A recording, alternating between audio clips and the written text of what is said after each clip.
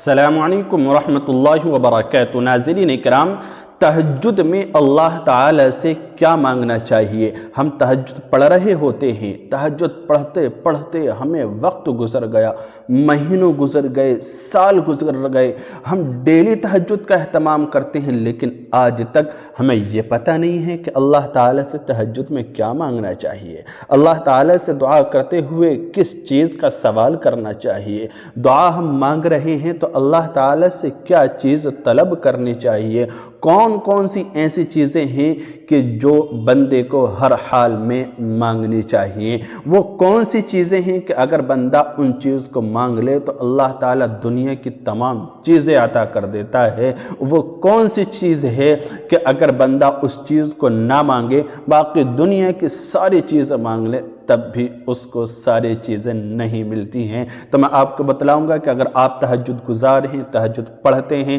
تہجد کا اہتمام کرتے ہیں اور تہجد کو اللہ رب العزت کی رضا کے لیے پڑھتے ہیں تو آپ اللہ تعالی سے کیا مانگیں، کس طرح مانگیں، میں آپ کو بتاؤں گا۔ دیکھیے، تہجد کے اندر جب آپ اٹھیں، نماز تہجد پڑھیں، اس کے بعد جب آپ دعا کریں تو اللہ رب العزت سے اس وقت میں یعنی تہجد کے وقت میں سب سے پہلی چیز ہے، کئی چیزیں میں آپ کو بتلاؤں گا جو مانگنی چاہیے،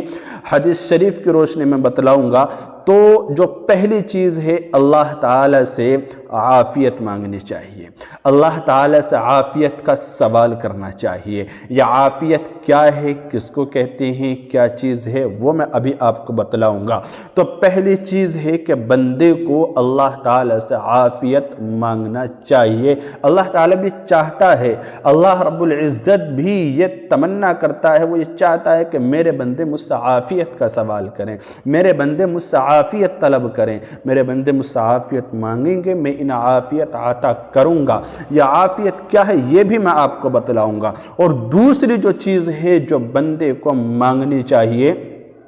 وہ ہے شکر کرنے کی توفیق، یعنی اللہ تعالی سے یہ مانگنا چاہیے کہ اے اللہ مجھے ہمیشہ شکر گزار بنائے رکھ، ہمیشہ مجھے شکر ادا کرنے کی توفیق سے نوازتے رہنا۔ آپ کو کوئی بھی نعمت ملے، کوئی بھی حالات آپ کے اوپر آئے، کوئی بھی حالت آئے، کوئی بھی پریشانی آئی، آپ جو ہے اللہ کا شکر ادا کرتے رہیں، اللہ کی حمد کرتے رہیں، اللہ تعالی کی کبریائی، اس کی عظمت اور اس کی شان و شوکت کو بیان کرتے رہیں۔ تو اللہ تعالی سے شکر کی توفیق مانگتے رہنا یہ بھی اللہ تعالیٰ کو انتہائی محبوب ہے۔ پہلی بات میں نے بتائی عافیت کے بارے میں حضرت ابوبکر صدیق رضی اللہ عنہ بیان فرماتے ہیں کہ میں نے نبی علیہ السلام سے سنا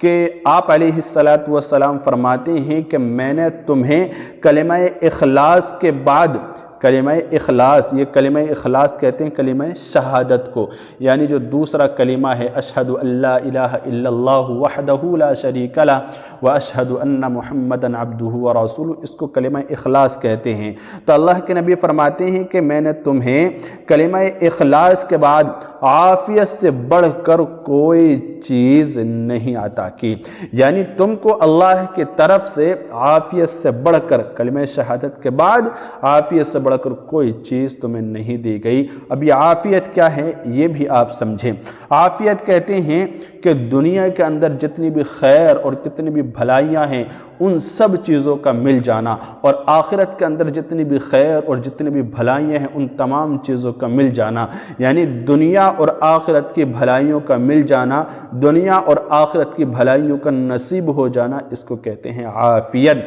جب آپ اللہ تعالیٰ سے عافیت مانگو گے، کوئی بھی چیز ہے، آپ مال مانگے، اولاد مانگے، یا کاروبار میں ترقی مانگے، یا عزت اور وجاہت مانگے، کوئی بھی چیز آپ مانگے تو آپ عافیت کے ساتھ مانگے، اے اللہ مجھے مال عطا کر عافیت والا، یعنی اس کے اندر نقصان نہ ہو، اس کے ذریعے سے مجھے نقصان نہ پہنچے، مجھے اولاد عطا فرما عافیت والی۔ عافیت کا مطلب جب آپ کہیں گے عافیت والی تو اس کا مطلب ہوگا کہ اللہ تعالیٰ مجھے فرما بردار اولاد نصیب فرما، ایسی اولاد جو میرے حق میں بہتر ہو، میرے خاندان کے حق میں بہتر ہو، دنیا اور آخرت کے اعتبار سے میرے حق میں بہتر ہو، ایسی اولاد عطا فرما، نافرمان اولاد سے مجھے بچا لیجئے۔ یا عافیت کا مطلب اللہ تعالیٰ سے عافیت کا سوال کیا کرو۔ اسی طرح جو دوسری چیز میں نے آپ کو بتلائی شکر کرنے کی توفیق، اللہ تعالیٰ کا شکر جب آپ کرتے رہیں گے تو شکر گزار بندے کی بے شمار فضیلت بیان کی گئی ہے کہ آپ ہمیشہ عزت دار رہیں گے، مالدار رہیں گے، آپ ہمیشہ کھاتے پیتے رہیں گے، آپ ہمیشہ خوشحال رہیں گے، آپ کی زندگی میں برکت رہے گی، کیونکہ قرآن کریم کا اعلان ہے لَإِن شَكَرْتُمْ لَأَزِيدَنَّكُمْ، اگر آپ شکر ادا کرتے رہو گے تو پھر آپ کی ہر چیز میں بڑھوتری ہوتی رہے گی۔ تو یہ دو چیز ہو گئی۔ تیسری چیز جو آپ کو مانگنی چاہیے وہ ہے